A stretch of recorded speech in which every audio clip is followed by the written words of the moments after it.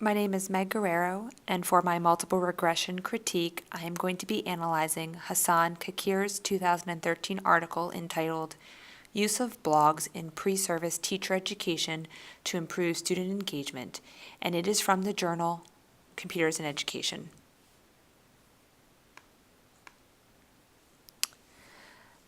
The study context includes a field of 88 pre-service teachers who took a technology integration course during their first year in a mathematics education program, which was in the elementary education department at a large university in Turkey. The study aims to look at technology in education, specifically the use of blogs, to expand on in-class discussions.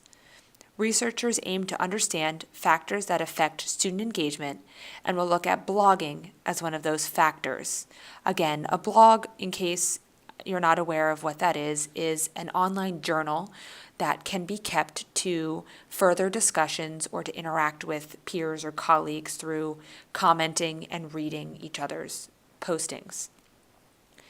The author outlines 3 principles of student engagement in the beginning of the article, and those 3 principles include active learning, interaction, and collaboration between students.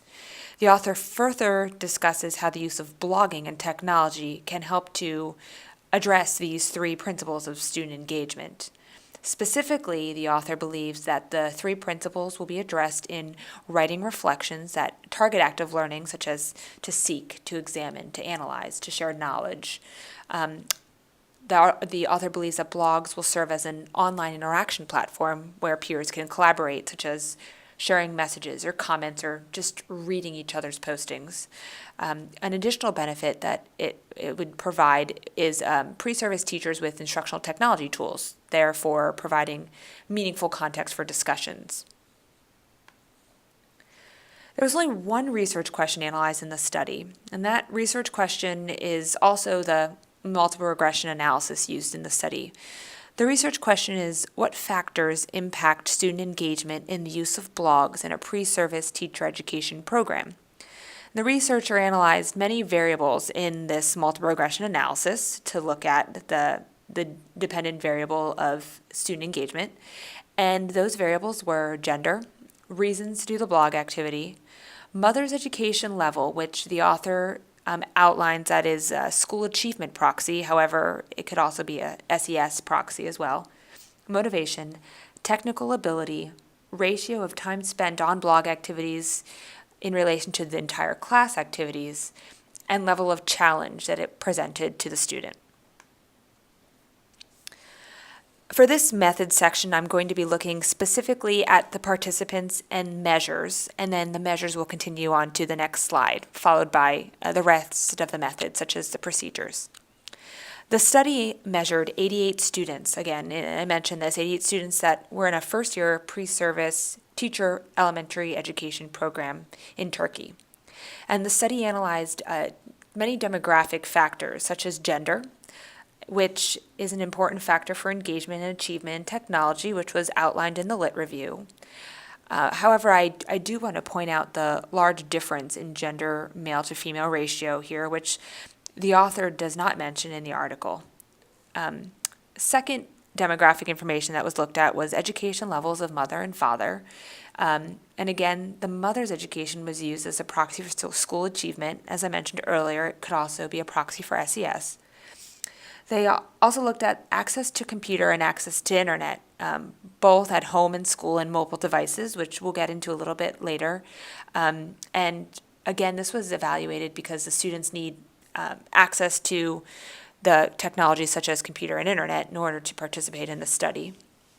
And then average time spent on the learning activities in a week, and this was evaluated in order to understand how much time students spent on the blog activities per week.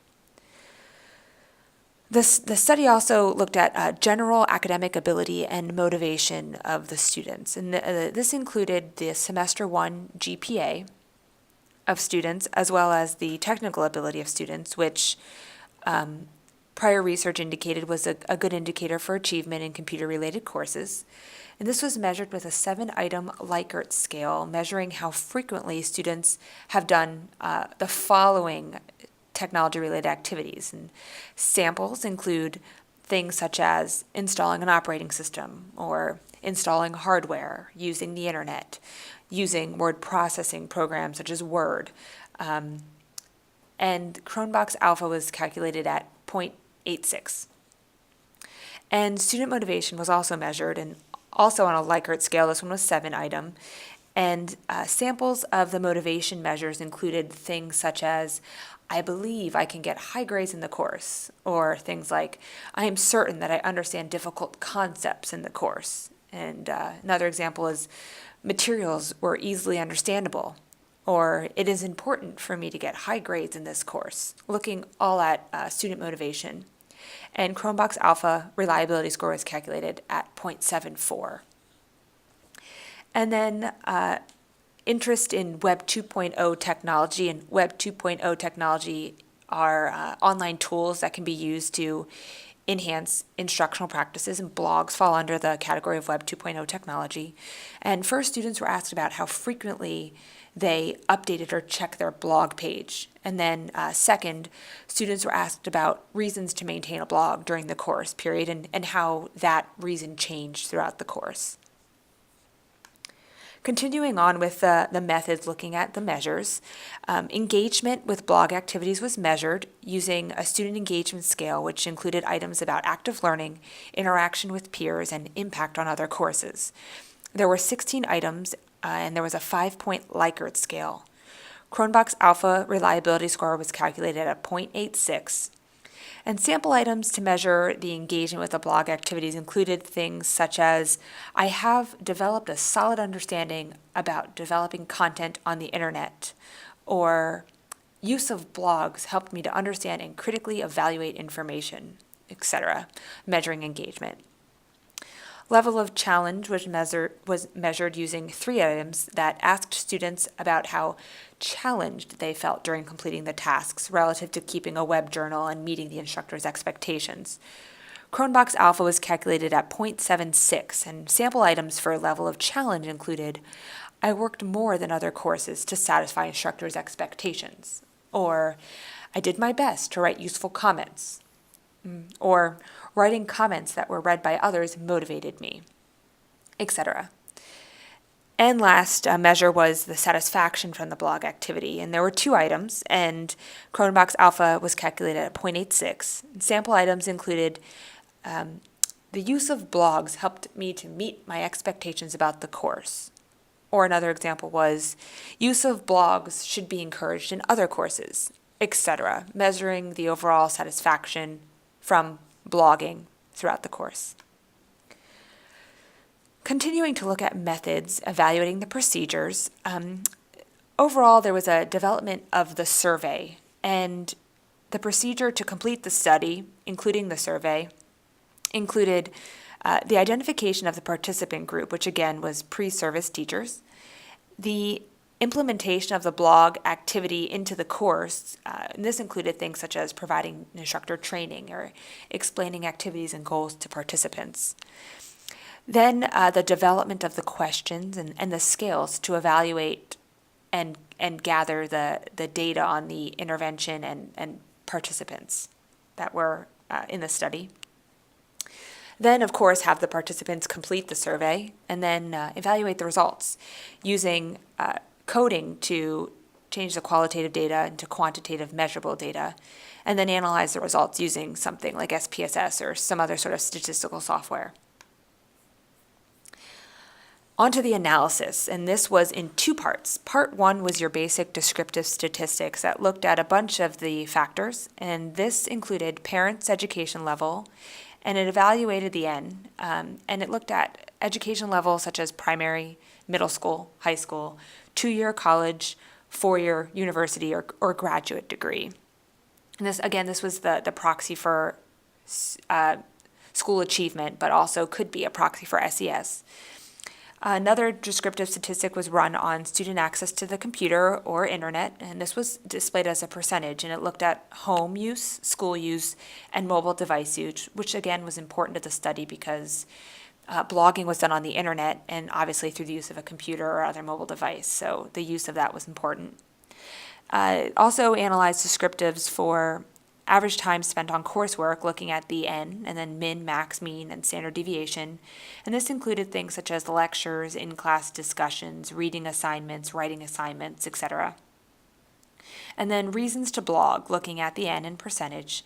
And this included reasons such as it was a requirement, or I enjoyed sharing information with classmates, or comparing knowledge to classmates, etc. And then other IVs, which looked at the N, min, max, mean, and standard deviation, and it included the engagement, technical ability, motivation, level of challenge, satisfaction. Part 2 was the multiple regression analysis, and this was a simultaneous regression with the 7 IVs, and it was used to analyze the impact of each IV on the DV, which again, as a reminder, was student engagement. The author used an ANOVA to analyze the variance, including the sum of squares, degrees of freedom, the F statistic, and the significance of the model. And the coefficients were analyzed looking at the standardized effect of the IVs on the DV, evaluating the standardized beta, the T, and the p-values. This is just the multiple regression analysis as a graphical representation to show the DV in the center, student engagement, and then the 7 IVs. On to the results. The data was analyzed using, as I mentioned in the previous slide, an ANOVA, and the ANOVA was used to analyze the variance, and it was showed as a table, and it talked about the sum of squares, the degrees of freedom, the F statistic, and the significance. And then the multiple regression analysis was used to look at the standardized beta, the significance of the variables, along with the T and P values. Table 6 from the article showed the ANOVA that I just mentioned, and the results showed that the model was significant at P is less than 0.001. The current model shows R squared at 0.43, which indicates that 43% of the variance in the student engagement scores can be explained by the factors in the model. Table 7 from the article shows the multiple regression coefficient results to investigate the significance of the variables, the IVs, in the model. Student motivation, level of challenge, and reason to do blog activity were all significant factors for student engagement in the blog activities, and you can see those p-values there are less than 0.05. There were a few factors that were non-significant, and those included technical ability, blog time ratio, mother's education level, and gender. And those did not have significant effects on student engagement, as shown in the model.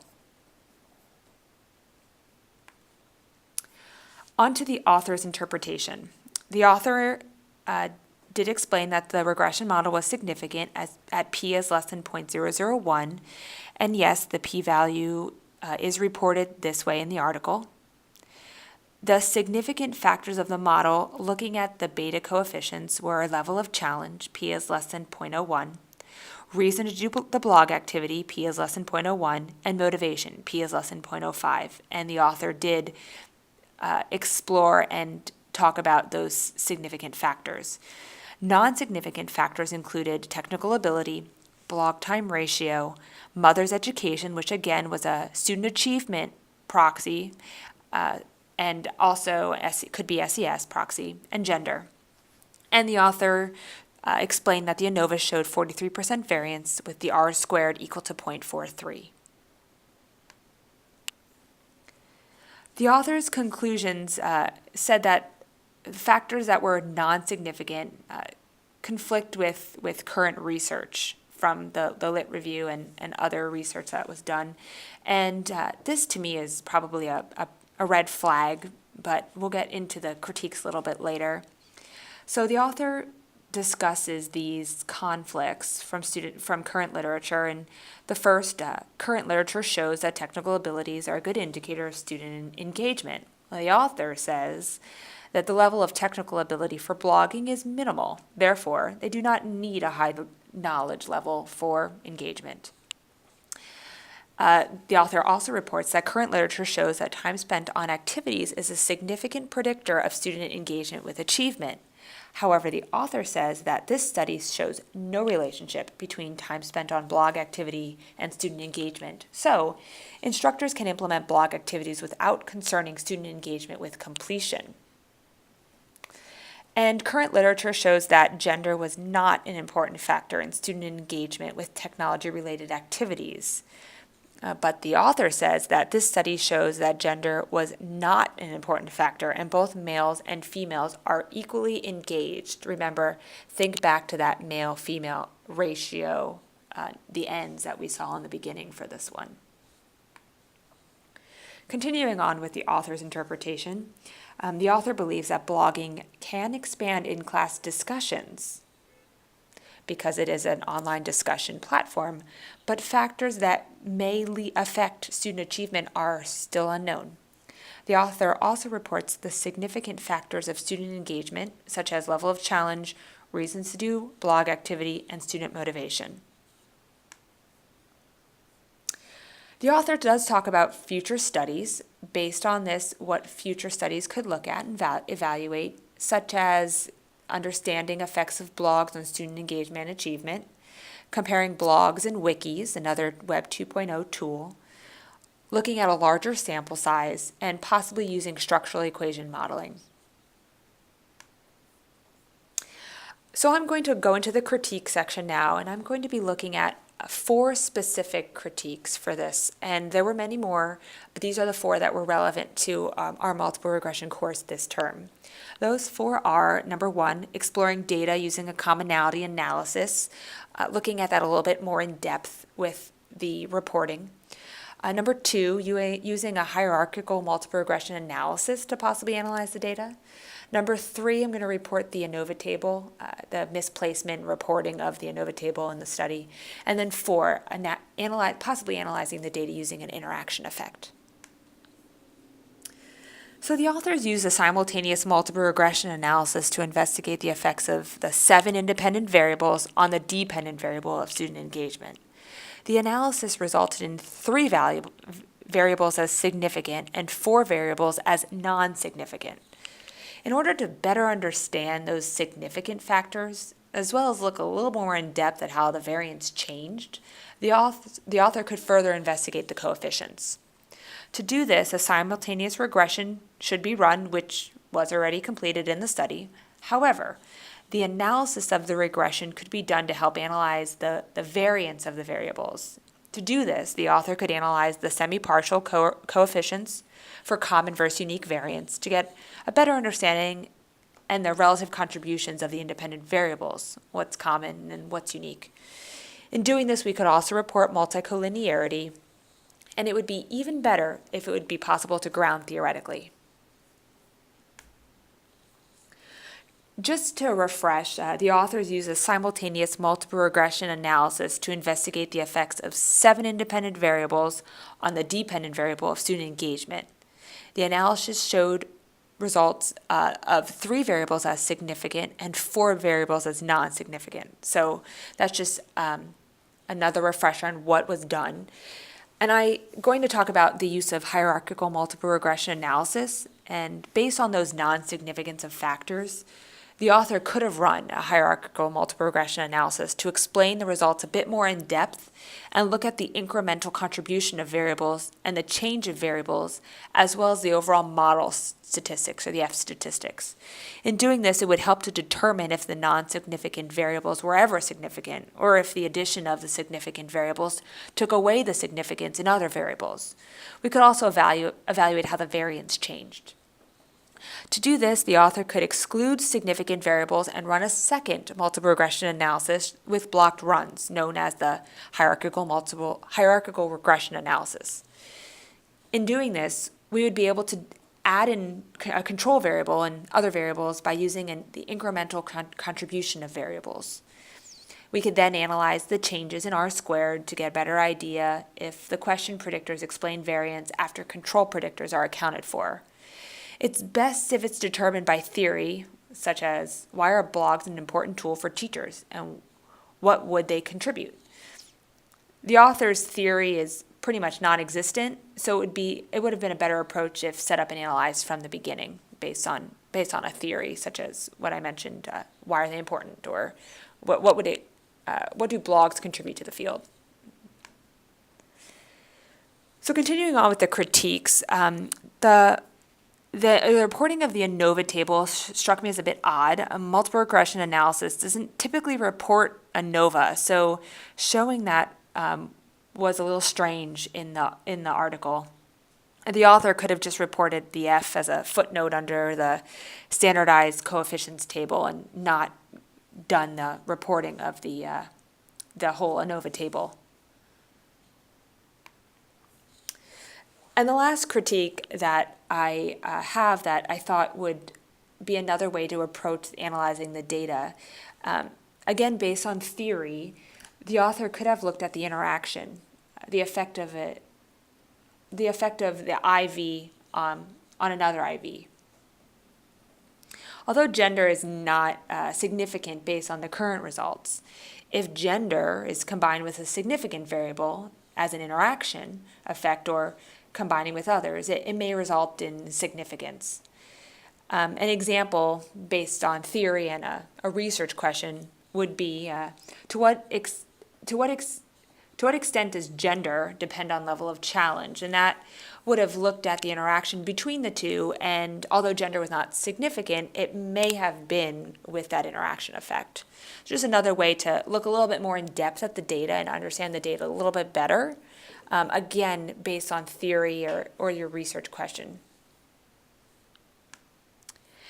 That is the end of my presentation, and this is just a refresher of the article, the use of blogs in pre-service teacher education to improve student engagement, which is posted with this video in case you would like to read it or further reference the information. Thank you for listening, and have a nice holiday break.